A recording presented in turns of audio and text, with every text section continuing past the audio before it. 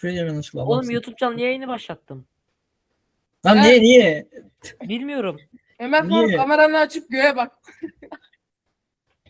Ay. Allah orada bir bomba patladı.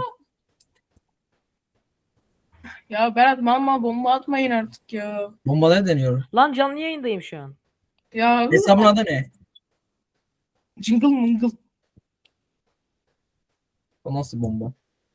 Hadi ya roleplay yapacaktık. Şu an canlı yayındasınız. İzleyici yok ama. Oğlum bu ayağı iyiymiş lan. Bu. Bir izleyici, o da şey böyle 50 yaşında bir adam. O da YouTube admini. O bir izleyici kim Attım biliyor musun? linki. 5 yaşında Reels kaydıran bebeler.